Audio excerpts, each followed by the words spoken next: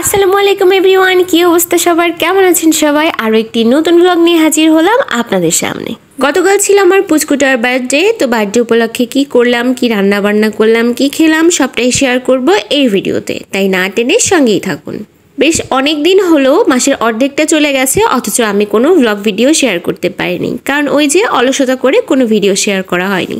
কিন্তু ইনশাল্লাহ চেষ্টা করব এখন থেকে কন্টিনিউ করার। তো যাই হোক, পুচকুটার বার্থডে উপলক্ষে আমাদের কোনো রকম কোনো প্ল্যান প্রোগ্রাম কোনো কিছুই ছিল না। তো প্রতি বছরের মতো সকালে ঘুম থেকে উঠে বুড়িটার জন্য একটু পায়েস করেছিলাম, যেটা প্রতিবারই করে থাকি, কোনোবারই মিস হয় না। তো বুড়িটা সকালে ঘুম থেকে উঠে সেটাই খেয়েছে।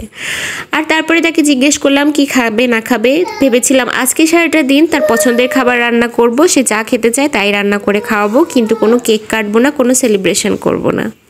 তো বুড়িটা সকালে ঘুম থেকে উঠে আমার কাছে আবদার করলো সে চিকেন কিমা দিয়ে নুডলস খাবে, তো তাকে সেটাই করে দিয়েছিলাম। আর জিজ্ঞেস করছিলাম লাঞ্চে কি খাবে, বিরিয়ানি তেহেরি না কি কাচ্ছি। ম্যাডাম এগুলো কিছুই খাবেন না, তিনি চিকেন ফ্রাই আর ফ্রেঞ্চ ফ্রাই খাবেন। তো আমি সকালবেলায় তার জন্য চিকেনটাকে সুন্দর করে ম্যারিনেট করে রেখে দিয়েছিলাম, যাতে লাঞ্চ টাইমে গরম গরম ফ্রাই করে দিতে পারি। আসলে ঠান্ডা হয়ে গেলে চিকেন ফ্রাই একদমই খেতে ভালো লাগে না। তারপরেও ম্যাডামের সাজুগুজু করাতে একটু লেট হয়ে গিয়েছিল, একটু ঠান্ডা হয়ে গিয়েছিল। তো যাই হোক, আমি কোনো রেসিপি শেয়ার করছি না, আমি কিভাবে চিকেন ফ্রাই বানাই সেটাই একটু শেয়ার করলাম আপনাদের মাঝে। তো ভুল ত্রুটি হলে ক্ষমা করবেন। বরাবরই আমার পুচকুটার ফাস্ট ফুড আইটেম খুবই পছন্দ, কেন জানি তার রাইস আইটেম খুব একটা পছন্দ না। সে chicken fry, french fry, burger এগুলো আইটেম অনেক বেশি পছন্দ করে, তারপরে পাস্তা, নুডলস এগুলো আর কি। কিন্তু রাইস আইটেম সে খেতে চায় না, একটু পছন্দ করে সেটা হচ্ছে কাচ্চি আর তারপরে তেহেরি। যাই হোক, আমি আমার বুড়িটার জন্য একটু চিকেন ফ্রাই করছি, সাথে আমাদেরও সবার হয়ে যাবে।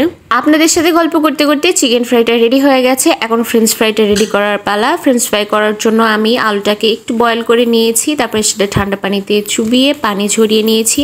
এখন এইটা গরম তেলে ফ্রাই করব। তো যাই হোক, ছোটো এই ভিডিওতে পুরো রেসিপি শেয়ার করা সম্ভব নয়, জাস্ট একটুখানি শেয়ার করলাম আমি কিভাবে এটা তৈরি করি। তো যাই হোক, আমার খুব ইচ্ছে ছিল বিকেলে বাচ্চাদের নিয়ে একটু বাইরে বের হব, কিন্তু যে পরিমাণ রোদ আর গরম, এর মধ্যে বাইরে বের না হয় ভালো। তবে এর মধ্যেও বাইরে বৃষ্টি এসেছিল দুপুরবেলায়, কিন্তু বৃষ্টির পর থেকে আবার প্রচণ্ড গরম শুরু।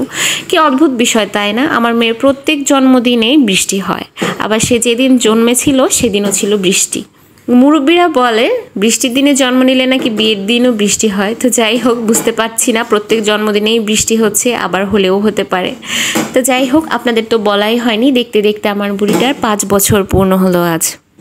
কেক কাটার কোনো প্ল্যান প্রোগ্রাম ছিল না, তাই কেক অর্ডার করা হয়নি, আমি ইচ্ছে করেই করিনি। কিন্তু তার দাদাভাই রাতের বেলা তাদের জন্য কেক নিয়ে হাজির। যাই হোক, আমার বাচ্চাদের জন্য সবাই দোয়া করবেন, আল্লাহ যেন তাদের নেক হায়াত দান করে। সবাই ভালো থাকবেন, ধন্যবাদ।